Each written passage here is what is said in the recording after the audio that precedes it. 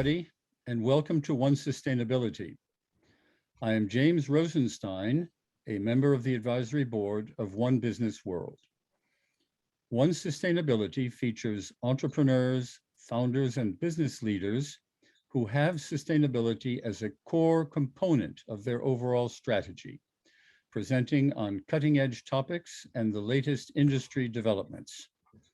Our goal is to educate and inform the global business and entrepreneurial communities on the importance of sustainability and to promote and support sustainable business growth all around the world. Today, we're very pleased to welcome leading global sustainability subject matter expert and researcher, Gabriel Thoumi. Gabriel is head of the Plastics Program and Director of Financial Markets at Planet Tracker. Planet Tracker is a nonprofit financial think tank aligning capital markets with planetary boundaries. It was created to investigate the risk of market failure related to environmental limits. Planet Tracker creates groundbreaking, in-depth financial analytics delivered through reports and briefing papers to raise awareness of values at risk to the financial community and engages with institutional investors and analysts to unlock and redirect the transformative power of capital markets to deliver on sustainable development objectives. Gabriel is a chartered financial analyst and financial risk manager qualified in debt, equity, and commodity markets. He brings over 15 years of experience with extensive technical knowledge on integrating scientific and ESG data into financial models to determine pricing signals and asset allocation strategies. He has also achieved the Certified Ecologist certification from the Ecological Society of America, and he has led many successful global investment research programs and engagement strategies. Gabriel, it is a great pleasure to have you here with us today to hear more about the history of investing in plastics. Thank you and welcome to One Sustainability. Thank you very much, James, for the very kind welcome. And thank you, Stelios, and your team at One Sustainability and One Business World. Let's jump right in. Let me pivot to my PowerPoint. So today, we're going to talk about the history of investing in plastics. And in 45 minutes, you're going to go from a novice or maybe someone who's an expert in one of the particular types of plastics to having a pretty good overview of the status of plastics, sustainability, and where markets might be going. James has done a great job introducing Planet Tracker. Thank you again. We're a non-profit financial think tank, as James said. We're based in London, in the United Kingdom. And our role is to support capital markets to align within planetary limits. Now, the plastics program that I lead, and do note I'm always available. Work at a not-for-profit, so my role is to work with you and help you be able to grow and improve your plastics understanding as you move towards sustainability. The plastics program that I lead aims to stem the flow of environmentally damaging plastics and related products that are creating a cornucopia of global waste and health issues. But we also have to understand that plastic is a necessary product that we use every day. Plastic is also a social good, a positive part of the economy. But in any plastic conversation, one must always define what they're referring to. Now stay with me, let me explain why. Plastic is a summary term. Think of it as a bucket from which we then put in any polymer that we manufacture, can call plastic. Not quite that simple. I don't want to get into the organic chemistry with you, but let's look at just a simple set of definitions here. Across this set of categories across the top of your screen, you'll see 7 different categories of plastic. This is only a subset of the thermoplastics and thermoset plastics that are out there. There are over 30 different families of plastics out there.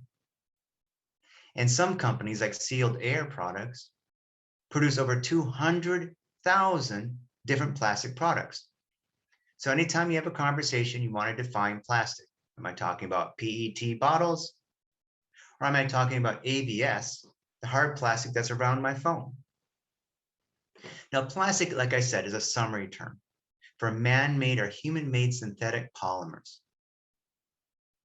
That's our definition today.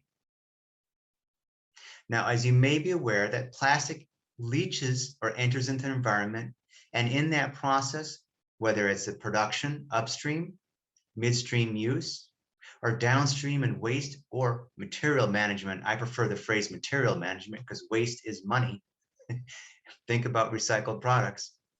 In all three of those stages, plastic and the use of plastic has significant material, environmental, social, and governance impacts, whether global warming, fossil fuel resource depletion, freshwater eutrophication, marine eutrophication, terrestrial acidification. Who knew that? Photochemical oxidant formation, that leads to ozone, particulate matter formation, human toxicity. Unfortunately, sadly, some children are now being born with plastic molecules in their body. Freshwater ecotoxicity, natural land transformation. I need to tell you a quick story. So I was presenting at Alliance Bernstein, and I had the good fortune to present right after Paul Pullman. Rather remarkable to be on a panel with someone like that. And we were discussing plastic waste. And I was like, how many of the audience has heard of the Northern Beringian fulmar? It's a shearwater, like a little albatross, but it's fairly small. It's in the Bering Strait.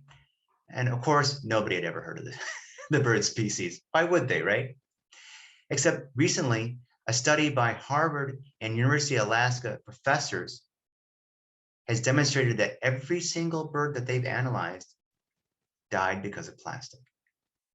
Not just digestion, but in the process of digesting those plastic microparticles that they become small, and in the digestion tract, they then become the platform by which Staphylococcus and other diseases like strep and others then infect the birds. So when you have microscopic plastic, you can get sick from it being a platform by which other diseases grow onto. I'm not saying that to scare you. I'm just saying that we need to have our eyes wide open to the problems that this miracle commodity provides us, because then we can start to address and use it and address the risks and start to use it in a responsible fashion. As we know, plastic is all over the world. This is a nice map by National Geographic. You can see all the plastic gyres all over the world. In some places, we find plastic embedded in the sediment of the seafloor. Geologists, like off of Norway, are able to measure the age of the seafloor, the rocks, by the quantity of plastic particles embedded. Now, plastic pollution is a threat to society. It's increased in the use and the production of plastic dramatically since the 1950s, as you can see here. Again, also remember, plastic is a product that really helps us. This is the dichotomy of the plastics conversation. It's neither a bad and it's neither a good. It's a product that we need to use responsibly. And plastics are throughout the whole economy. I gave a podcast on Wednesday to the CFA Institute, the Chartered Financial Analyst Institute, their global platform. And we were laughing during the podcast. And the idea was, what we were talking about was my challenge to ask any portfolio manager out there to find me a portfolio that did not have plastic embedded in it, because plastic's in every sector of the economy. It's in textiles. 50% of the clothes we wear are made out of polyester or nylon. Industrial machinery, building and construction. Polyvinyl chloride is what we make window frames out of. So we have to understand that plastics throughout the whole economy It's a summary term with hundreds of thousands of products. What are we going to do about it? Now, I don't want to confuse you more, but this is I say this smiling, of course, actually it is a simplified production process chart for some of the categories of plastics. This is why one must define plastic when talking about it, okay? Now, of course, I wouldn't present this, not present a solution or a way forward for you. So that's the next slide. So what I do, I analyze each of the yellow, orange, and red for Planet Tracker, the base chemicals, the intermediates, and the resins, because each of these categories of chemicals are commodity chemicals. They have prices on them. We know supply and demand, and we also know where they're manufactured and by who. And so that's how we can start to, pun intended, digest the plastics conversation and make it a little more useful for looking at solutions. So here you can just look at one of the categories of plastic. We'll pick on window frames, polyvinyl chloride. It uses ethylene dichloride as intermediate. But ethylene dichloride is not used in any other of the plastic production processes we've highlighted here. So if I'm talking to someone who's an ethylene dichloride producer, I should probably talk about polyvinyl chloride. The same thing if I look at PET, a third of the way down the map right here. That's your plastic bottles. Dimethyl terephthalate, that's a key ingredient for PET bottles.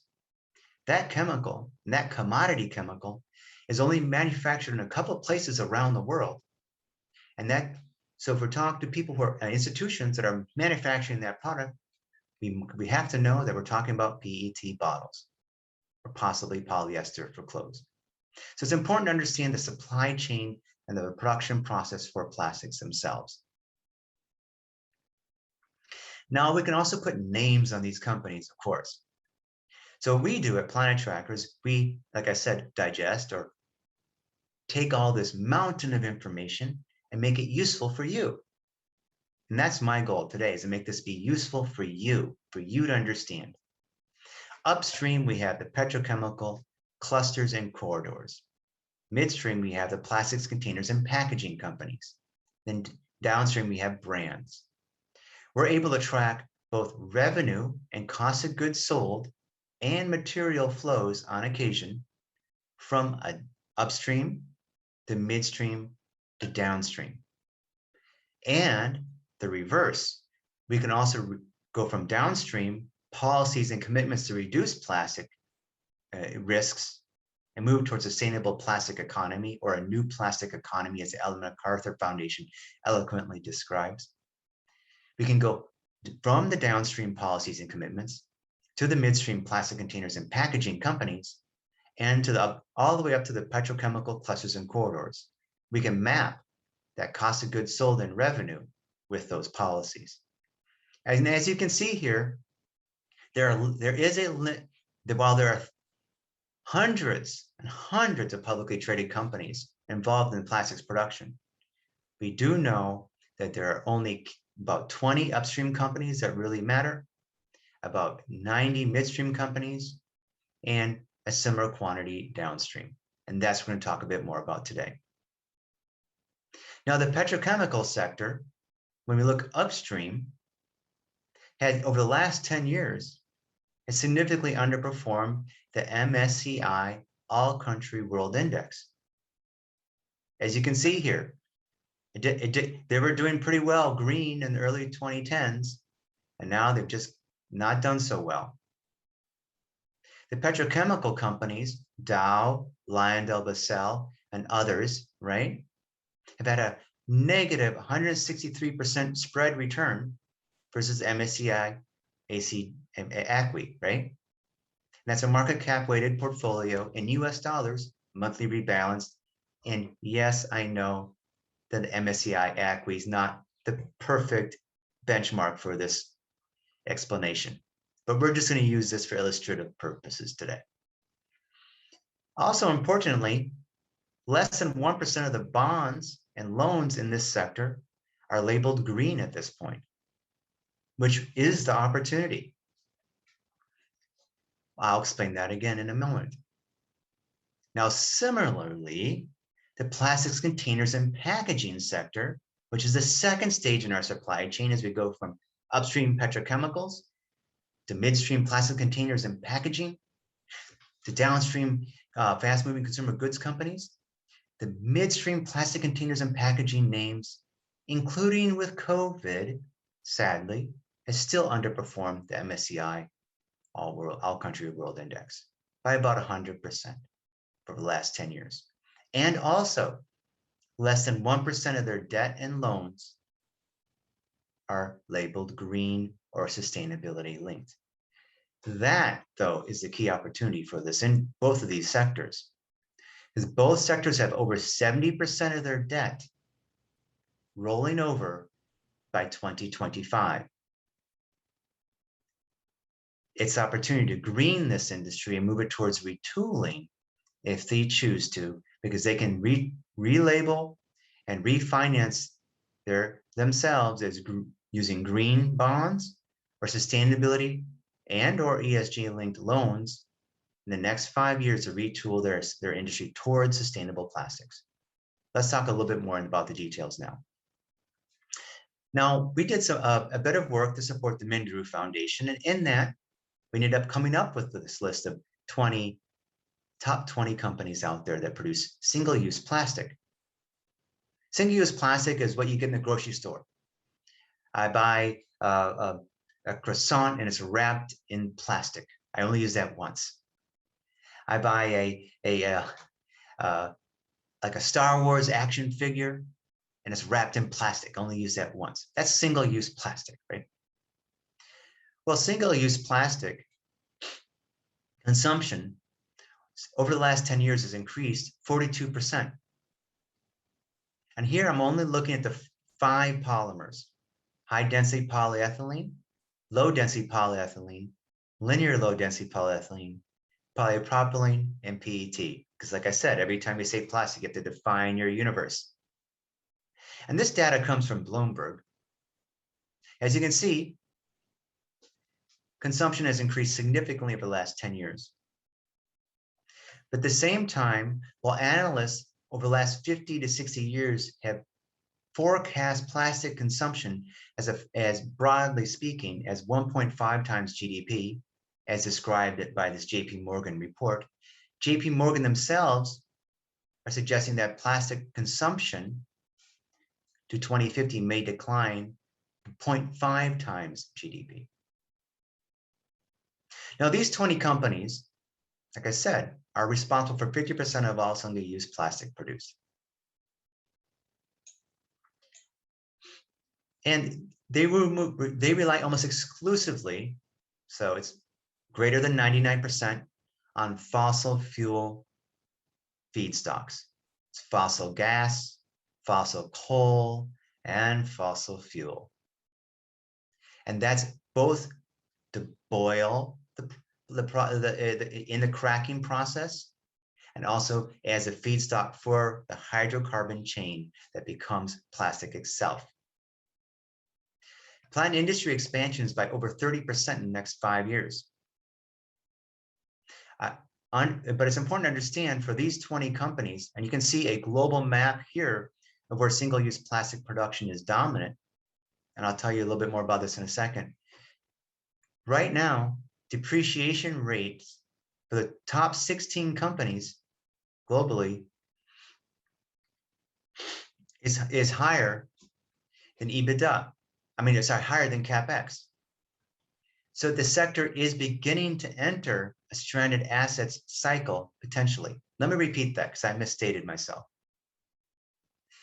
Depreciation rate for these facilities in the top 16 companies right now is greater than their CapEx. So they're entering possibly a stranded assets cycle, right? But let's say where these companies are. We have the plastic production corridor here along the Texas-Louisiana coast. We have the trilateral chemical region. I doubt anybody's heard of that. It's actually a formal group in Belgium, Netherlands, and North Rhine-Westphalia in Germany. The capital city is Cologne.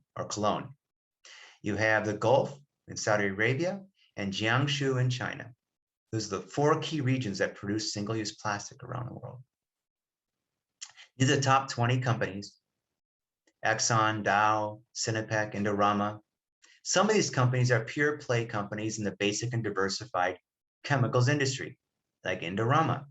They just produce PET, which is both for textiles, but also for bottles. Now, ExxonMobil, about 5% of their total revenue comes from plastic resins. So 95% doesn't. Some of these companies are in integrated oils industry, like like ExxonMobil. Now, what happens here is this sector is highly concentrated. Concentration is both an opportunity for change, an opportunity for economies of scale, but also a significant risk. And these companies need to focus on designing for sustainability, recyclability, alternate feedstocks, and decreasing their supply of single-use plastics, the resins that produce single-use plastic. Now let's talk a bit about the EU context. Dive a bit further into this. In the EU, there are 88 companies across the EU 27 plastic supply chain, from basic chemicals to intermediate to plastic resins. And this is dominated by 30 companies, but have 70% of the total capacity in the EU. So despite having 200,000 different products, or 500,000 different products in this industry, we can start to segment this industry into core companies. As you can see here, investment advisors and insurance companies dominate ownership in the liquid end of this market.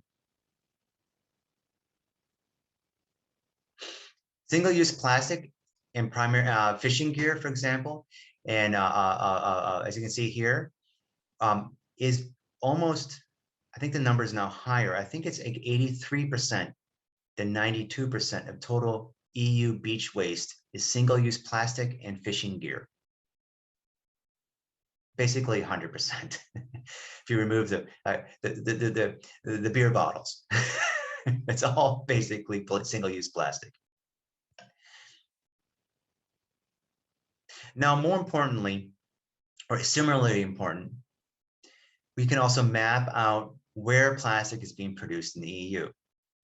And here, remember, we have these 3 different categories. Basic chemicals are yellow, intermediates like dimethyl terephthalate, that's orange, and the resins like high density polyethylene, polypropylene, and others are red. You can see that the majority of the production is right here along the Netherlands and Flanders, Belgium border into North Rhine-Westphalia. It's connected through pipelines. It's connected through trains and by waterways and canals. That's also the region in the EU that has the highest toxic chemical releases during plastic production. And that's according to the EU Environmental Agency data. We looked at I think it's over 2,167 events in the last calendar year where the data is available. And that's for 91 different types of chemicals. Chemicals such as dioxin and benzene, which are known carcinogens that get emitted during the production process of plastic. We can also look at this from what's the impact on land and oceans. When we did a mapping, when we mapped all 500 plus facilities in Europe and compared their distance from those facilities to the protected areas, think of it from the US context as a national park system of Europe, the average distance is actually slightly under 2 miles away. And we know that these companies are not reporting their impact both on these protected areas or on the biodiversity in those protected areas. Remember our northern Beringian fulmar, your new favorite bird species in the Bering Strait? 100% of the sample that had been analyzed had died from the digestion of plastic and the diseases on the plastic. Think of what the impacts are for the terrestrial ecology and the marine ecology of Europe when none of these companies are reporting their impact on biodiversity. This is why policymakers in the EU have been starting to regulate the industry. Now, you might think industry might push back on that. Ironically, the EU industry actually really is grateful for this, and I'll start to explain a bit more about this later on in the presentation. But by 2025, 55% of EU municipal waste needs to be recovered, 77% of plastic bottles need to be collected, and 25% of there needs to be 25% recycled PET content in bottles. We have quickly are approving deposit return schemes and extended producer responsibility, like here where I live in Central Europe. And it's been embraced and pushed by industry. And let me tell you why. I'll give you a secret before we talk about this a bit more, because we'll come back to this. In the last 10 years, since 2010 to 2019, what region in the world has issued the most patents for sustainable packaging in plastic? The EU. Industry is investing in solutions, and they're looking to see this as a market change and a market maker for their domestic use and exports. Now we're going to look at what's going on in the US. It's a paper we wrote that's available on our website. And I'll send those links to Stelios and James so they can put it with this recording, so you'll have access to those, okay?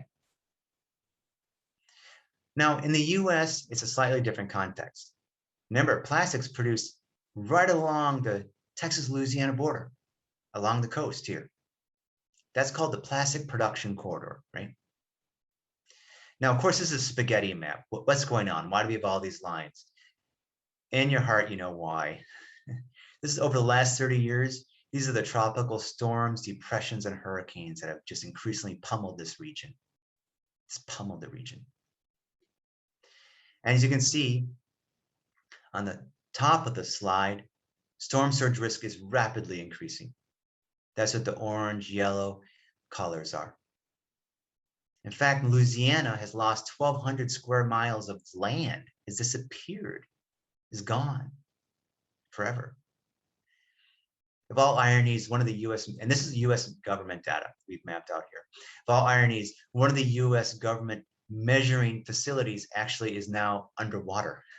So I can no longer collect data from that facility. It's sunk by 3 feet. It's 3 feet underwater now. I'm not laughing. I'm laughing because it's horrible, not because it's funny, if you know what I mean. But sea level rise is also happening. That's the blue. You know, New Orleans may be flooded by 2030. In fact, that's what just happened. You know, in late August, Hurricane Ida came through, and one of our colleagues, she had to join a webinar that we gave with the CEO and president of Rockefeller Capital Management, Gregory J. Fleming, and the chair of the U.S. House of Representatives Natural Resource Committee, Honorable Raul Grijalva. She had to join the webinar, the global presentation, from her car, because Hurricane Ida had ripped the roof off her house. Now, Miss Sharon Levine was saying, you know, I wish I could be on video, but I can't, because I actually have like stormwater coming into my living room. And I saw a video of it. It was like stormwater coming into your living room because there's a hole in the roof. There's no other way to describe it. It was a flood. That's what we're living in. Now, the plastic production corridor, as I said, is right here. You do have facilities throughout the US, okay? And this data is from Bloomberg, and it's Bloomberg who licensed data from Nexent ECA. There's about 304 production lines, equal to about 85% of US capacity across. Now, this definition here, that for the 304 production lines, is for 10 categories of plastic. I won't go into the details, but I do want to emphasize that this region right here is 12% capacity for 4 key polymers: polypropylene and 3 different types of polyethylene, the main types of packaging that we use every day. In fact, it's in only 22 counties and parishes. Out of over 3,200 counties and parishes in the US, plastics primarily produced only in 22. And in fact, you can see here, Harris County, where Houston is, Belmont, Lake Charles. You can see where the most of the capacity is here. It's 89% of US capacity and 12% of global capacity. And these are the key companies.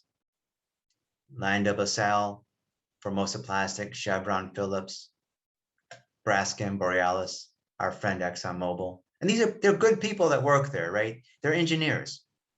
We need to help them transition their industry. We need to get them to move and transition now. They can make a lot of money if you decide to do the right thing. Look at Tesla. All commentary and editorial comments aside, great company, doing the right thing.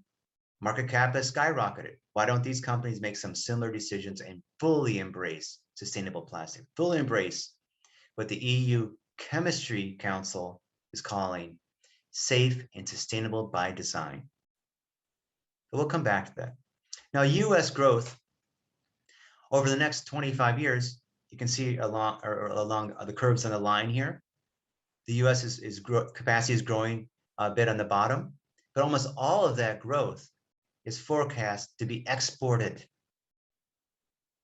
So all the plastic facilities that are forecast to expand along the coast of Texas, Louisiana is for exports.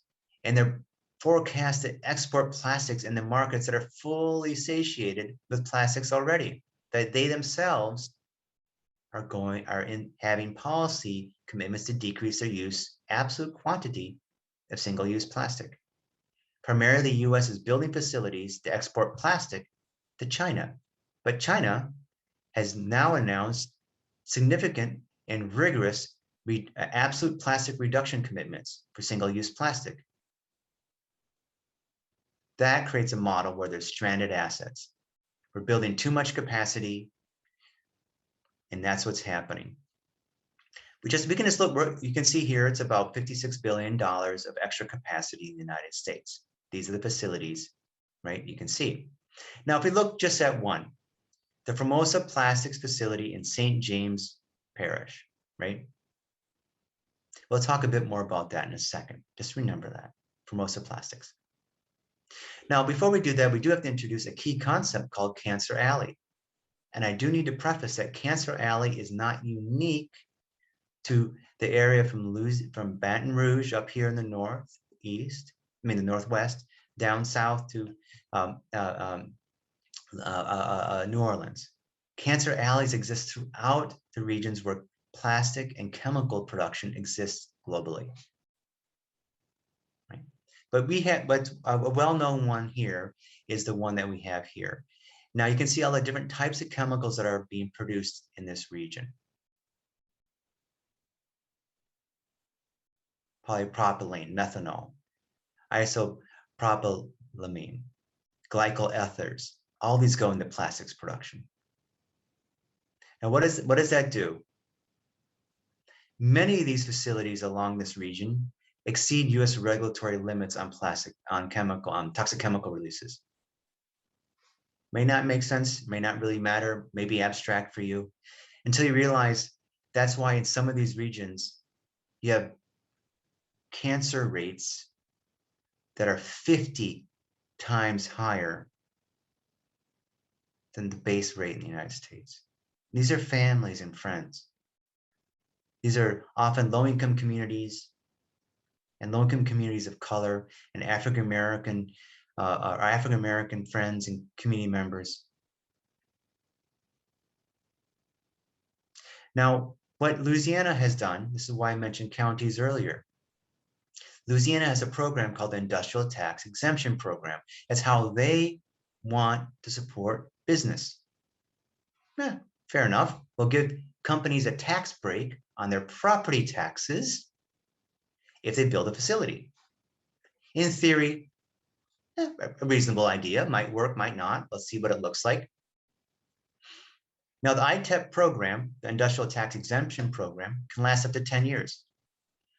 And companies will negotiate with the local county or parish.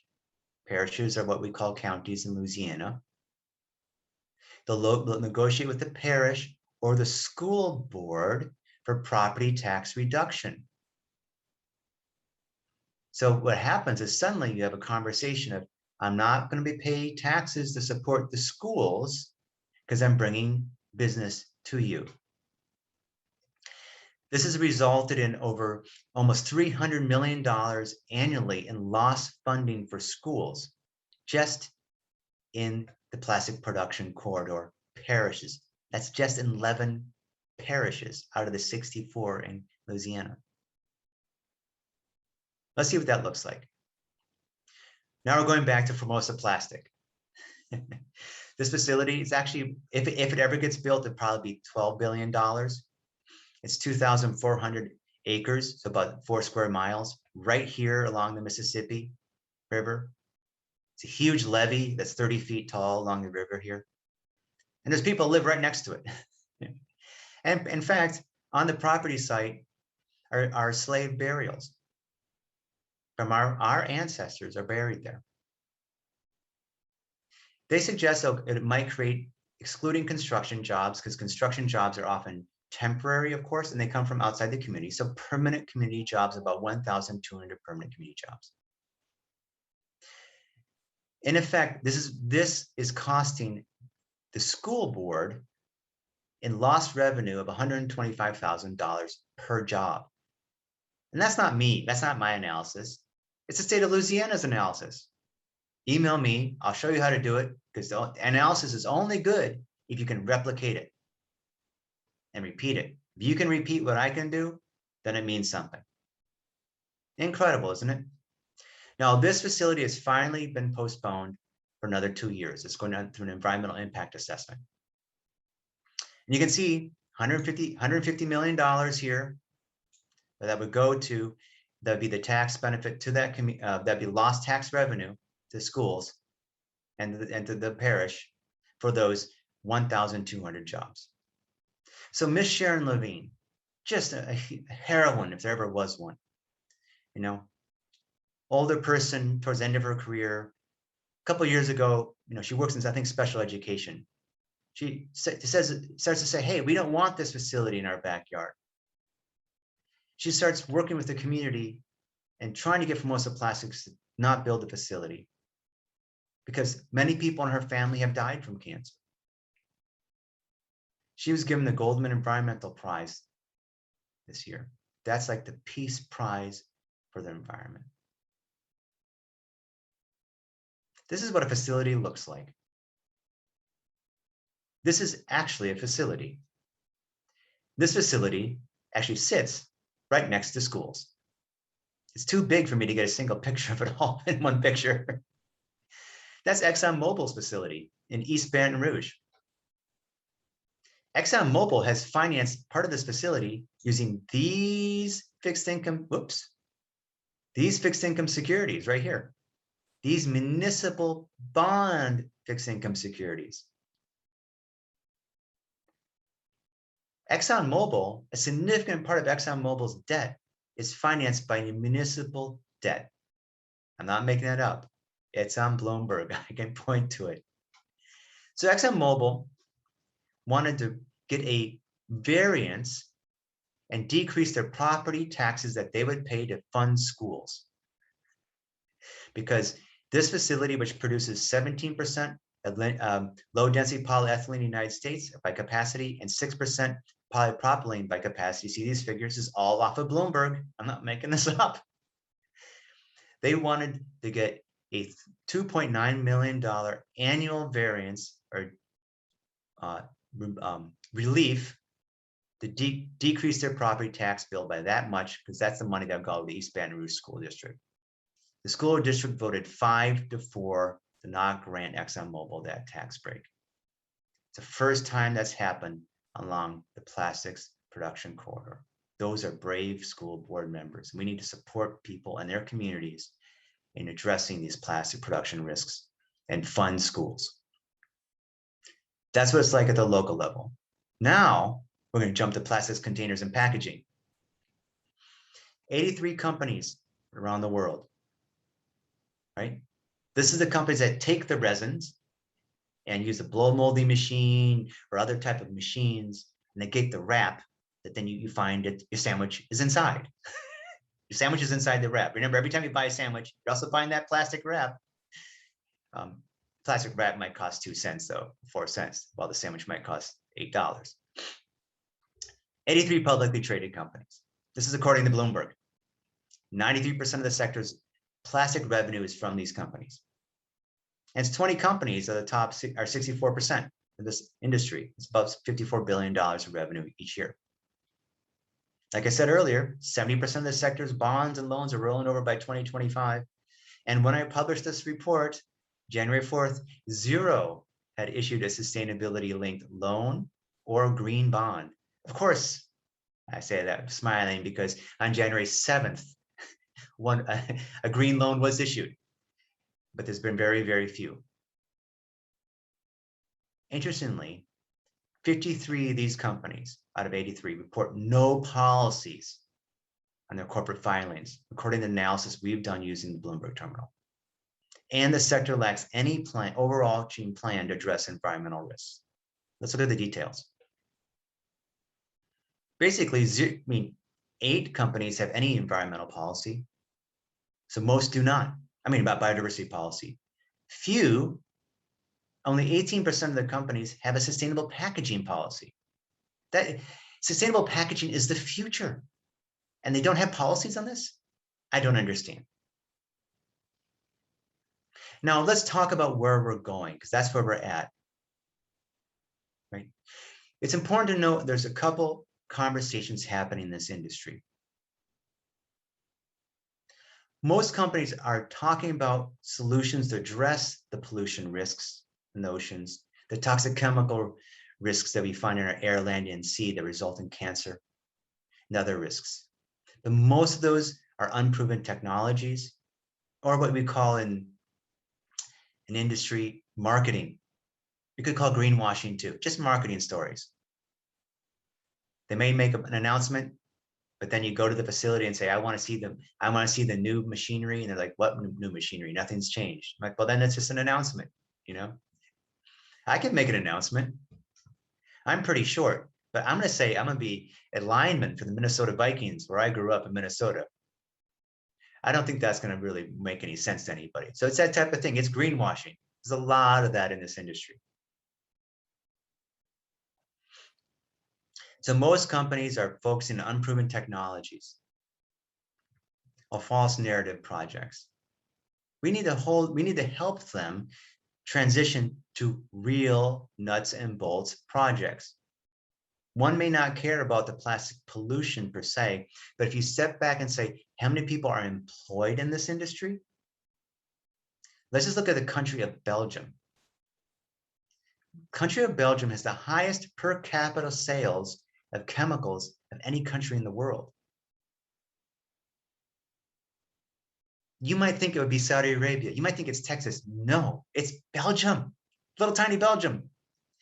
So Belgium has a real significant interest to produce sustainable plastics because it wants to be for its sovereign health as a sovereign nation. When you have over 250,000 people directly employed in plastics production in Belgium alone.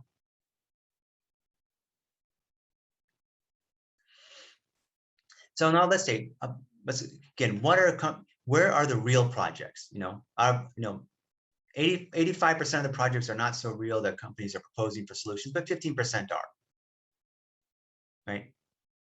And these are often based, there's some pilots, there's some expanded pilots, and some very few systems are deployed at scale. Let's take a look at what they look like. First of all, you need to understand that the sector can transition. And the analysis you see here is not analysis by me, it's analysis by the sector. What happens is you have the chemistry trade associations pushing for sustainable chemistry, and companies are still struggling to figure out how to transition themselves because they produce a lot of products, or they want to hide in plain sight and don't want to have the attention on them. They can reduce their emissions. Some companies, few, but some have committed to zero scope 1, 2, and 3 emissions by 2050. Some are committing to using alternate feedstocks that are not based on fossil gas, fossil fuel, or fossil coal. Because yes, we do have fossil coal being a fuel and a feedstock both in some plastics facilities around the world. I know that's not a good idea. You know, you get a negative double whammy there. You know, both coal emissions, and then you also get the coal plastic product in your hand. It's up in the ocean, and that's not no. We don't want any of that. This is the European chemistry industry. This is their solution set. And the EU Horizon funding has spent significant amount of money looking at line by line, literally production line by production line, all the different ways you can make sectors, different types of industries competitive in this space. You can go from multi-layer to monolayer. You can do in-molding labeling. So when I have a package, I do a label when I mold the package, so I don't have to do a second type of plastic on top of that first plastic. Think of a Coke bottle that has two different types of plastic: the hard bottle and the soft plastic wrap. Why do you need the soft plastic wrap? You can remove additives. You can remove coloring. In fact, clear plastic, in particular clear PET bottles, are significantly more from a recycled, the recycled prices per bale are significantly higher than virgin. So it benefits you to have fewer colors. You can design products for dismantling. You can design projects for reuse and refill.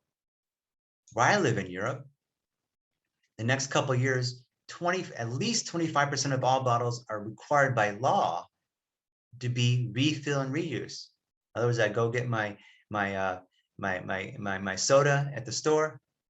I have to be able to return it and put another soda inside of it, like a soda machine. Put the fountain into it. You can reuse the bottle. Those products are available. That's where there's so much. That's where there's a whole conversation on innovation happening and patents. Remember, I talked about patents. We have significant amount of opportunity around job creation, around improving and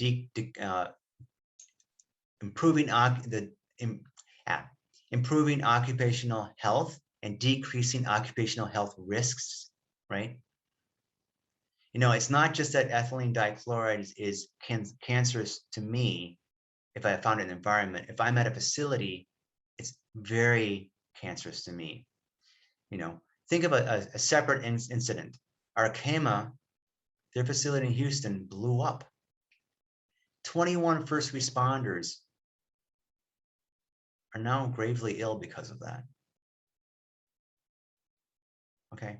And it wasn't the fire that hurt them. It's that the chemicals in the facility, this is a plastics production facility, 1, were proprietary, 2, because they're proprietary, they weren't disclosed what they were, and 3, the ones I do know that people had access to are carcinogens when they went to put the fire out. That's why Arkema was fined a significant amount of money. And that's not a unique circumstance. So we have opportunities here to address scope 1, 2, and 3 emissions in this industry. And scope 3 emissions are significantly the highest quantity of emissions. And this is, again, solutions put together by industry. We also have solutions for closing the loop on incineration and chemical recycling versus other options. Now, I need to explain something be very clear here. Under the EU emissions trading system, incineration is not included. So what that means is a significant portion of Germany's clean energy grid is powered by the burning of trash. But Germany, for example, its recycling rate is 70%. So Germany literally imports the trash from Serbia to drive its incinerators to create electricity for its grid. Now, you may think that that's fine. But what happens when you burn something? You get ash. I'm sorry, I don't have a lot of solutions on this. 30% of the weight when you burn plastic is ash. And that ash is highly carcinogenic, of course. So you don't want an incinerator in your neighborhood. You don't want incineration in the air, and you don't want incineration in your water. And this incineration has not been included in the EU ETS. And that actually right now, it's early November during COP 2021, is a key issue behind the scenes at the EU Commission. They're very concerned about this. Then we also need to talk about chemical recycling. Yeah, chemical recycling is a phrase and conversation that's happening out there, right? You can use gasification, you can use anaerobic methods, you can have pyrolysis, solvolysis, all these different types of chemical recycling. What that means is I take all the plastics and I boil them, I go back to the monomer, the original molecule. Except, what phrase did I just say? Boil or heat. That takes a lot of energy. And that energy comes from what? Fossil gas and fossil coal and fossil fuels. And then you end up with oil. So you can boil plastic and end up with oil, and that oil can be used for your car. Or you can take that oil and then reheat it again, another GHG footprint issue, and turn it into plastic. So chemical recycling, which is often pushed by industry as an option and a solution set, has not yet been proven from a full life cycle analysis on a peer-by-peer basis to be better than other options. That's why there's been a significant push for, I got this slide was out of order. Sorry, I'll come back to this in a second. That's why there's been a significant push for reuse and refill models. Now, I'll mention scope 1, 2, and 3. Scope 3, right? The emissions during the use of the product, right? Look at Apple's emission footprint. Its scope 3 emissions are significantly higher than its scope 1 and 2 emissions. So when a company says, I'm net zero, good, then by what year? They say 2050. All scientists have consensus that we need it by 2035, or we may not be able to live here. I don't know what planet you're going to go to, but I'm worried about this one. Fine, for 15 years off, we need to move that date up. Get that. Innovation's a good thing. And if they say a net zero commitment, are they also looking at scope 3? That's where the hidden emissions are. 80 to 90% of the emissions in this sector are scope 3. So where we see options being pushed, and I mentioned it earlier about what's happening here in Austria, in the state of Maine, the state of California, other places around the world. We have what we call DRS and EPR, deposit return schemes, refill and reuse. Why not take this valuable commodity and let me reuse it? And actually have that save me some money. If I reuse the commodity, I don't have to buy the bottle. Or extended producer responsibility options, where if I produce it, I need to create ways to recycle and reuse it. Seems pretty reasonable. It's not me, it's not my fault as the consumer that all my food comes wrapped in plastic. Unless I grow my own food, what am I going to do? I think it's sort of the problem of those who produce the food or produce the products, who wrap everything in plastic. And they don't give me a choice. They might say they give me a choice, but then it's like, well, you can buy this product without any packaging on it, and it costs much more than the product that has the packaging on it. That's not really a choice. Come on, we know that. But we do have extended producer responsibility moving forward in a couple states in the United States and around the world, and deposit return schemes. And deposit return schemes are good business. We find that if you put a 10 to 15 cent price on that material, when you do a return on it, you get almost 100% return rates. Yeah, makes sense. Just like you put a 15 cent return rate on a can of an aluminum can or a bottle, makes sense. The other thing we need to be aware of is that conversations happen on biobased versus fossil fuel and compostable plastics. The reason why I mention this is that this is happening now. And we need to be really aware of greenwashing, but it can be unintentional, of course, around bio-based plastic and compostable. Just because I use, let's say, cornstarch or potato starch to make plastic, and it's the exact same formula as a fossil plastic, and it ends up in the sea, it's still going to last like 10,000 years. It's the same formula. Maybe a little bit of a benefit upstream, but may not make any difference downstream. So bio-based doesn't mean it's healthy for the planet, for you. Compostable, the question there is, of course, compostable under what conditions? Now, you can argue that something's compostable if I'm heating the ground with and it's at 50 degrees Celsius or 120 degrees Fahrenheit for a year, and it's in an anaerobic, facility. It's compostable. Yeah, okay, of course. No, but is it compostable in my backyard? No, here where we do our compost? No. Okay. And it could be even compostable, and then people have argued it's compostable and breaks down to the molecular level, and those molecules themselves are still not compostable. It's still not compostable. This may appear to be arcane, right? Of course it would, unless you're Amazon and you got sued and lost a court case in the state of California for millions of dollars for the mislabeling of packaging that Amazon, our global retailer is using, and we're labeling packaging wrong. They lost millions of dollars over this. So this is a real world issue that's at the Federal Trade Commission under the green labeling laws. So we have lots of options here. We just need to be innovative. We need to focus on refill and reuse. We need to reduce our absolute plastic production and use. We can extend the lifetime of plastics. We can take a plastic, whatever it is, you can coat another layer of polymers on it and it'll extend the life. It's like putting another piece of painting on your house. You can do the same thing with plastic. You need to paint your house, so the outside of your house, so the house lasts longer. You can do the same thing with plastic. We have lots of solutions out there, but what we need to do is embrace innovation and see this as an exciting opportunity to make an enormous difference in the world. So what's my conclusions today? Companies need to have transition plans that are public to sustainable plastics. What's their plan? How are they going to do it? Good question. We should know if as investors, as analysts, and as the community. They need to commit to carbon neutrality. Well, that's sort of a no-brainer at this stage. We all need to commit to carbon neutrality. They don't know exactly how they can do it. There are lots of resources that are free and available right now.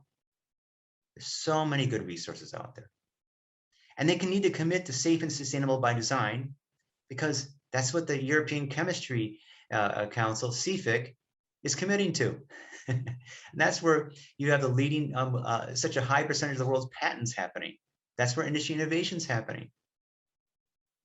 And safe and sustainable by design means one key thing.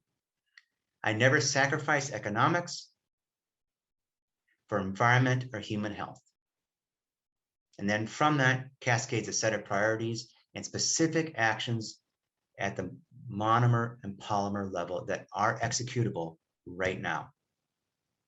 We can retool industry with green finance, no brainer. Basically, the whole industry, whether petrochemicals or plastics containers and packaging, has very little financing of green financing. The leaders are in Korea and Thailand. Indorama has a 10 billion baht bond that it launched a couple of days ago to retool its industry, to increase its use of recycled PET, and to fund its transition to a lower carbon economy by 2030. Thailand, way to go. Great work. Lock Chemical in Korea, great work. Similar commitments. US chemistry companies. Let's play some catch up here.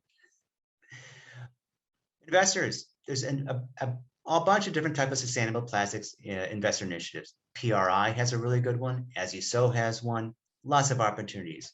You need to map your equity exposure to corridors, clusters, and sovereigns. Just like there's significant exposure in Belgium, we didn't know that until we did the map. We literally mapped. You start to see clusters. Oh, the 22 counties that are over 3,200 in the United States are the key counties at risk from a public finance perspective. And they're losing money that should be going to schools, but it's not. We need to invest in sustainable plastic solutions, of course. The boards at these companies, whether the risk committee, the compensation committee, the governance committee, need to actively say, hey, this is an opportunity to retransition our company. We're working for our investors. We're working for the public shareholder and stakeholder. Think if they consider stakeholder capitalism as important, if they consider that. And they need to hold a C-suite accountable to making these transitions happen now. Because these companies, if you're at one of these companies, you want your company to survive. And CF always need to talk about companies' transition plans to sustainable plastics, in particular during earnings calls, right? You would be surprised how much during earnings calls over the last 2 years, we've seen the increase in the conversation of sustainable plastics. The last 2 years in the plastics, containers, and packaging sector, I did this analysis for Amcor yesterday. I did a podcast with their head of sustainability, the largest plastic containers and packaging names in the world. And David asked me, well, Gabriel, so are companies talking more about sustainable plastics? So I looked at the earnings calls, looked at their transcripts. Until 2 years ago, never mentioned. Last 2 years, it's been skyrocketing, the interest. JP Morgan, Deutsche Bank, the sell-side analysts are asking all the time. Bruno Montaigne at Bernstein is an award-winning analyst, asks these questions all the time. So CFOs, you're a part of this solution set too. So with that, you may have some questions. I'm really grateful for your time. You can reach me here at gabriel@planet-tracker.org anytime. We have a whole team that looks at plastics. So I have a whole team that can answer your questions. I want to be grateful to have a shout out to John Willis, our Director of Research, Ariana Manili, our Head of Policy, Chris Baldock, our Head of Data, Giorgio Gozzolini, CFA, is also in the data team, and so is Filippo Grassi, Nicole Kozalewski, who's part of our engagement team. We have a whole team that's available right now to answer and address any types of questions you might have. So thank you so much. Probably a lot to digest. And James, back to you. Well, Gabriel, thank you so much. Such a thorough analysis. It's such a complicated issue. It's overwhelming.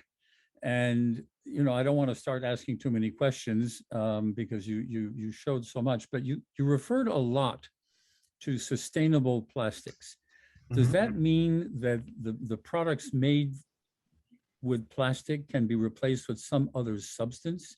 At one point, you referred to bio-based plastics, but is there something that can replace the fossil-based plastics that we use for just about everything? Yes, we have substances available, PLA and PHA and others. And What are those? Those are just chemical names. Yeah. So we have substances that are available. The issue now is the scalability and moving those substances from pilot to mainstream. What happens is internally in organizations, the people who do the buying and selling of products, like the procurement teams, are not generally incented to purchase new packaging types. They know the old packaging type works. Why would they buy the new one that might not work? It's just human psychology. If I was in that circumstance, I might make a similar decision. And so we need to get those individuals to put a demand signal saying, I want the sustainable plastic product, so then I can push it through the supply chain. Yeah. That's one part of it. The other part of it is we need to get green financing to finance the production of these facilities, or in the case of existing infrastructure, right? Remember, these are very large production facilities. Think of the East Baton Rouge facility. Can they transition their production processes towards green, right? And they can do that with green financing. We're at the beginning levels of both of these, but ultimately the demand signal needs to come from all three nodes in the supply chain. The fast-moving consumer goods companies need to make commitments.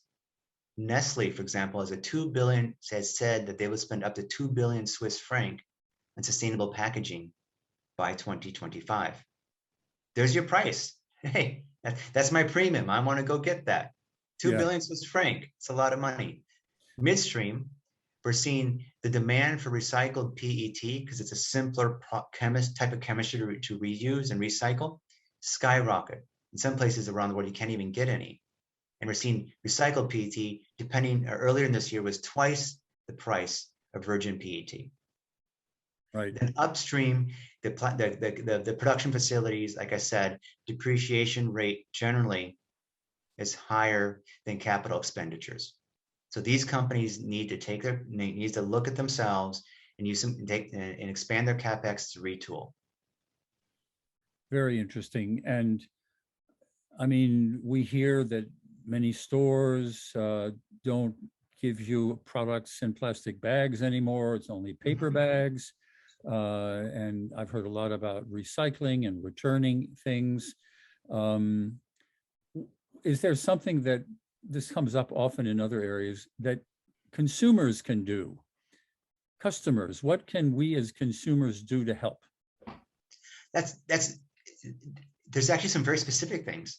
At the local level or at the state or municipal level, let the policymakers to enact deposit return schemes and extended producer responsibility. Now, it's in the U.S. It's both at there's laws that have been proposed in the U.S. House of Representatives and also in the U.S. Senate. But there's going to be a bottom-up and top-down process. The state of California, October 25th, just issued a bunch of these policies. They're now state law, right? Okay. Now, the other thing is that's puts like a policy demand angle on it. Almost more importantly, we need innovation.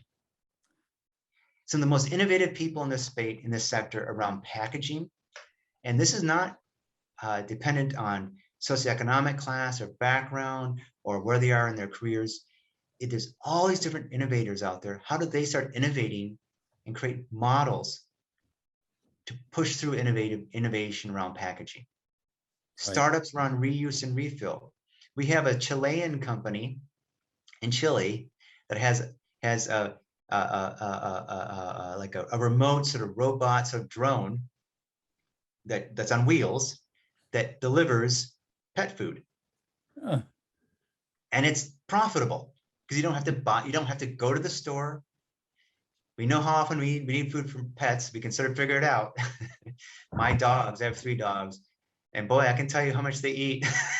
And so we know I need it on Monday, and knock, knock, knock, there's the robot. I go out there, I scoop it out, I do my QR code and done. We have opportunities like that. There's so much opportunity here. So we need to really step back and say, what's packaging look like in the 21st century? What do containers look like? And how can we see opportunity there? Because we have yet to have a Tesla in the packaging containers and plastics containers and packaging space. But once a company, which will start small and then grow, but if it can fully embrace sustainable plastics through all of its production products, all the products it produces, it will leapfrog their competitors. Certainly, because there's so much demand for a solution set. Right. Wow, this is quite an issue, and I hope it begins to happen soon. I mean, we have to hope that. Yeah. Anyway, Gabriel, this has been really interesting and a wonderful presentation. We want to thank you once again for your time, your presentation. This is a big part of the One Sustainability series. And thank you very much once again. And we hope to be able to follow up with you on this issue because it's so important. Thank you very much. Thank you very much. It's a complete pleasure.